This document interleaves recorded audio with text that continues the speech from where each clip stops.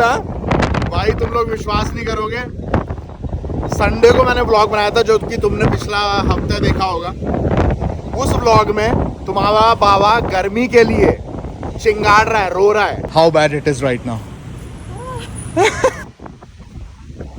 पसीना है पसीना। और अभी सुबह हो रही है, ठंड हो रही है क्योंकि रात भर गंदी वाली बारिश हुई है। टैमी को बाइक नहीं मिली तो मैं उसको छोड़ने जा रहा हूँ उसके ऑफिस के आधे रास्ते तक, क्योंकि बारिश के टाइम पे थोड़ी दिक्कत हो ही जाती है। और भाई वेदर देख लो, 8:30 बजे ना, 8:30 बजे मैं ऑफिस के लिए निकलता था और ऐसी गंदी धूप होती थी। शानदार।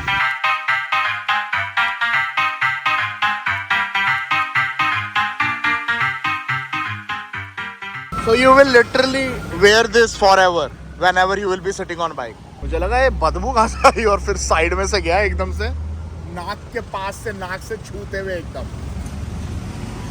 टैमी को ड्राइवर करके जाना पड़ेगा, पर ज़्यादा दूर नहीं है अब तो। आज हाथ जितना आया उतना ही आधा बचा हुआ है यहाँ से। It's not far from here right. I don't have helmet.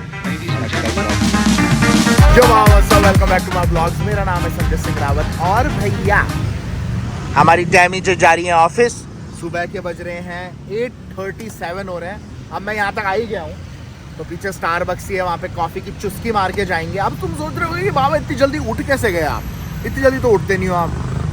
तो क्या हुआ कि बाबा सोया ही नहीं है, इसलिए मैंने शेड्स पहन रखे। सोया ही नहीं हूँ मैं पूरी रात, कुछ काम अटक रखा था मेरा, वो काम करने में लगा हुआ था मैं लाइव स्ट्रीम एंड करने के बाद। और you know I didn't sleep at all right. Tammy गुस्सा कर रही है कि वैसे सही बात नहीं है, जानता हूँ हेल्थ ख़राब होती है, बट जब कुछ काम अटकता है ना तो मुझसे सोया नहीं जाता, फिर मुझे काम निपटाना ही है। वो और ड्राइवर है ओके। टैमी जी को लेने वो भगी टैमी, वो अभी भी कार्टून बन के जाएगी। चलो गई ना, बाय टैमी।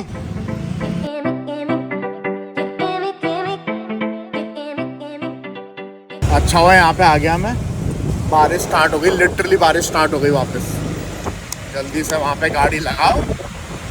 ओ बेटी, आंधी क्या चल रही है देखो भाई, पत्ते गिर रहे हैं, बारिश स्टार्ट हो गई। जल्दी से पार्क में लगाओ और भागो स्टारबक्स। लग गई पार्किंग में। बारिश थोड़ी सी ड्रिजलिंग हुई फिर से और फिर बंद हो गई, पर हवा तो अभी भी चल ही रही है। बाकी मैं क्या बता रहा था तुम लोगों को कि बाबा को काम खत्म नहीं होता ना, काम अटका हुआ होता, मुझे फिर नींद भी नहीं आती, सब हगना मुतना सब बंद हो जाता। तो मैंने वो काम निपटाया, सुबह के 6 बजे ख़त्म हुआ वो काम। उसके बाद फिर मैंने बोला अब क्या सोना, अब सो के क्या उखाड़ लेगा बाबा।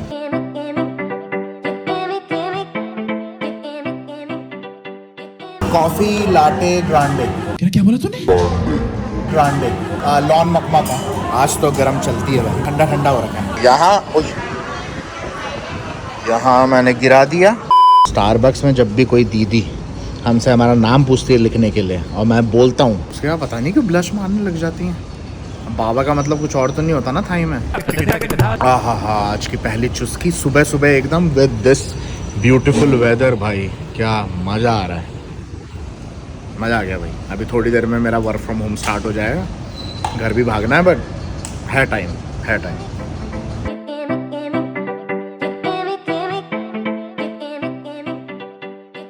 बारिश में साला ऐसा अटका यहाँ पे कि जूम मीटिंग ही मोबाइल पे करनी पड़ी मुझे, जो सुबह सुबह मीटिंग होती है ऑफिस की।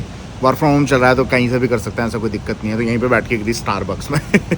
पर हो गई मीटिंग, बारिश रुक रही नहीं है। कल तक मैं गालियाँ दे रहा था, इतनी गर्मी पड़ रही है थाईलैंड में, और आज ठंड लग रही है। बाबा के बैटमैन के कच्छे भी नहीं बचा पा रहे बाबा को, इतनी ठंड है। तो ये आ चुका है हमारा KFC। यहाँ पे डालो क्योंकि ब्लॉग करना जरूरी है ना, अब सीधे मुंह पे आएगा मेरे कट के। Kids don't try this at home. Extra ginger burger order कराया गया है और साथ में है पूरा का पूरा। डब्बे के अंदर क्या है? What is in the box? What's in the box? What's in the fucking box? Want to test my patience, huh? KFC? Want to test my patience? This is my patience.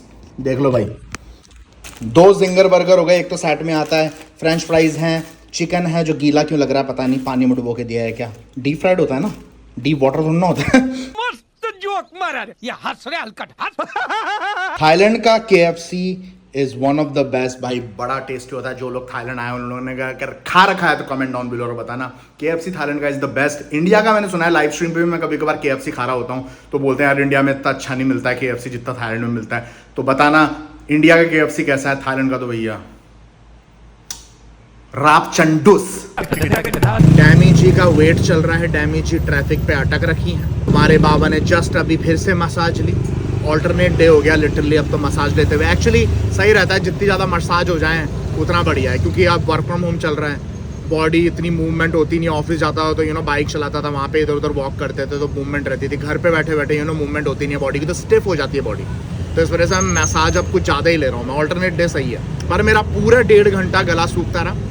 मैंने सोचा चलो मसाज के बाद बाबा पानी पिएगा, और अभी तक पानी नहीं पिया मैंने। अब पूछो क्यों? नहीं, मसाज वाली आंटी जी से पानी मांगा, मैंने बोला एकदम चिल्ड देना, एकदम ठंडा, कतई ठंडा। मैंने मांगा ग्लेशियर वाला पानी, लिटरली मसाज वाली आंटी जी ने ग्लेशियर ही पकड़ा दिया। पूरी बोतल जमी हुई, पानी था ही नहीं, चूस ही नहीं सकता। मैं चूस भी रहा था ना बोतल को तो कुछ नहीं आ रहा था, बिल्कुल ठंडा एकदम जमा। मैंने ध्यान दिया नहीं, मैंने उठाया, मैं निकल गया पेमेंट करके।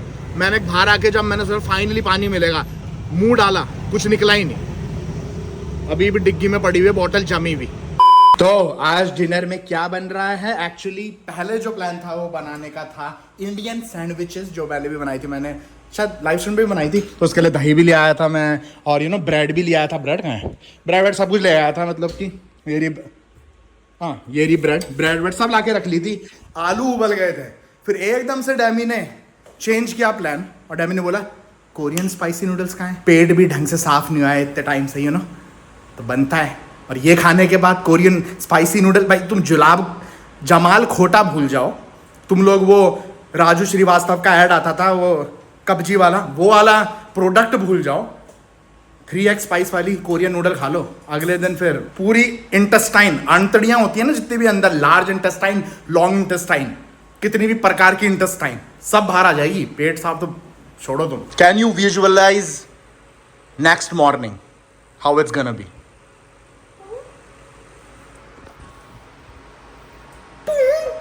बकरी हगने नहीं जा रही है, बाबा हगने जा रहा है, इतना बड़ा बकरा। It's not gonna be cool. Let me take you to the future. Let me take you next morning. Come here, let me take you. Let's visualize how it's gonna be. Okay?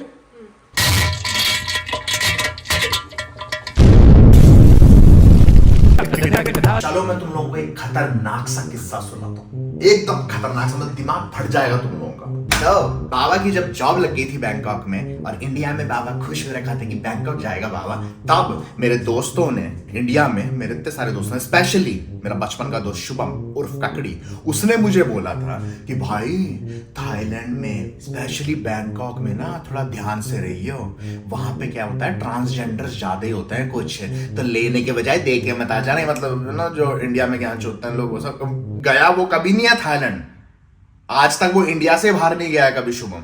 अब भाई ये मेरे दिमाग में एकदम print हो रखा था, 3D प्रिंट। और जब क्या हुआ, जब रिलेशनशिप स्टार्ट हुई मेरी डैमी के साथ, तो डैमी मुझसे मिलने आती थी तो एकदम नई ताजी रिलेशनशिप थी, और हमेशा रात को बाथरूम में जाती थी नहाने के लिए, उससे पहले इंजेक्शन लेके जाती थी साथ में अपने, जो कि मैं तुम लोगों को दिखाऊंगा, अभी भी यूज करती है वो इंजेक्शन। तो वो इंजेक्शन लेके जाती थी, और तब नई रिलेशनशिप थी तो थोड़ा ऑकवर्डनेस रहती है, तो इतना सवाल जवाब होते नहीं है, नहीं तो ऐसा लगता है इतना क्वेश्चन क्यों पूछता है वो वाला सिचुएशन। तो मैं ज्यादा पूछता नहीं था, मैं कूल बनता था ज्यादा कि लेट इट बी, जो करती है इट्स हर ओन लाइफ, जो भी इंजेक्शन ले रही है मुझे क्या, आई एम कूल, मुझे कुछ पूछने की जरूरत नहीं है। तो भाई वो चलता रहा, मतलब वो ले जाते रही इंजेक्शन हर दिन हर रात, और मेरे दिमाग में ये चल रहा था वही इंडिया के दोस्तों वाली बात, शुभम की बात, ट्रांसजेंडर वाली, और इंजेक्शन से मैंने पता नहीं क्या कनेक्शन। उस टाइम नए होते हैं ना, थोड़ा ओवरवेल्म्ड हो जाते हैं अपन लोग थाईलैंड आके, जो पहली बार आता है, तो बाबा के साथ वही था बैंकॉक में आके। और भाई मेरे दिमाग में चल रहा है कि अरे कहीं ये डैमी ट्रांसजेंडर। What?